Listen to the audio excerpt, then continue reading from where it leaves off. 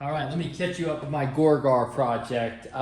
This thing fell into a lull. I'll go over why. I put up like that Earthshaker teaser video just because that's what I was working on while I was waiting on things to get straight with this. So, as predicted, when I very first set this game up, you might remember or look back and see I pulled the plastic set out. And I was like, I hope this isn't a scratch and sniff plastic set. And of course it was.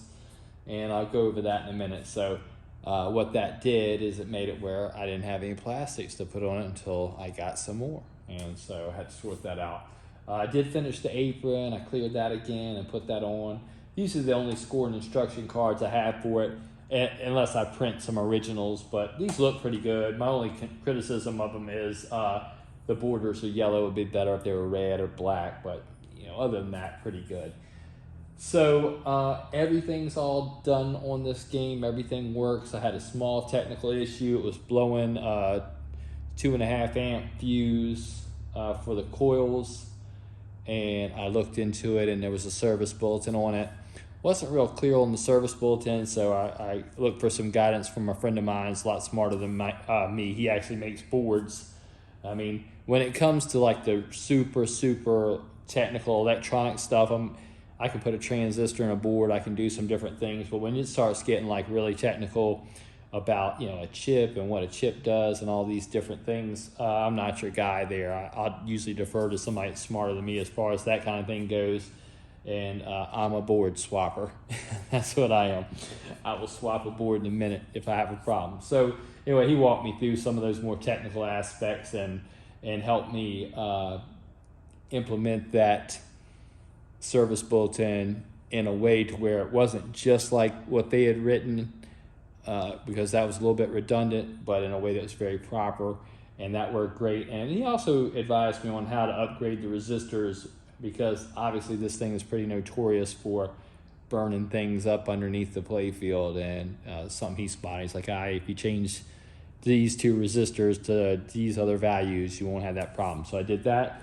And so, on a technical aspect, everything's good, everything works, it looks great, and we just needed some plastics, and it was in a lull because of that. Now, I do want to talk about the plastics real quick, because, these plastics need to be shamed. This stuff really needs to stop.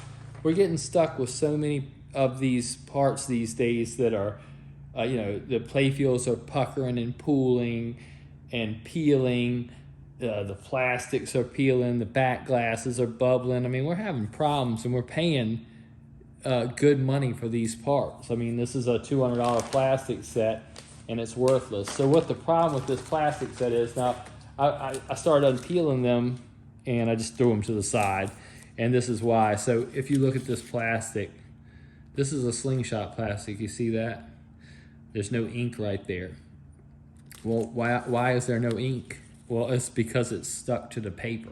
So what happens is when I peel this paper off, it peels the ink off here, and that's why I call it a scratch and sniff plastic set. All it takes is just like a lottery ticket. You take your finger and you rub it, and then there it goes, comes right off. I mean, no durability. A lottery ticket is as durable as this $200 plastic set.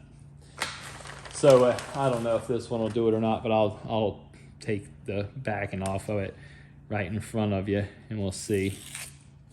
Some of them do it and some of them don't, so I'm not going to say that they're all like that. Yeah, see, this one's chipped a little bit on the edge already. And then what happens is, as soon as you place this, that's this fragile, over top of those metal posts, it wears all the ink right off of them, and they look like a bunch. They look worse than the used ones. The used ones don't have this issue. So what was the solution? Well, there's only one solution. You go back to the same source that makes this, and you buy another plastic set. And I do mean buy. I had to buy another set because it's real hard to get any kind of warranty on something you didn't buy. It was thrown in the bottom of the cabinet here. I mean, yeah, it's their product. You can see that, but they want receipts and they want proof that you bought it, and I don't have that, and I don't have time for it. So, $200, and 2 weeks later, here I am. With another plastic set, and I've unpeeled every single one of these to make sure they're good, to make sure that they're not fragile and they're not gonna peel. So that's where I'm at. So that's been the delay. I couldn't do anything with it until then. So we'll just go over what the future is for this thing, and we'll get it closed out in the next video. I'm going to install the rest of the rubbers and plastics now that I have them.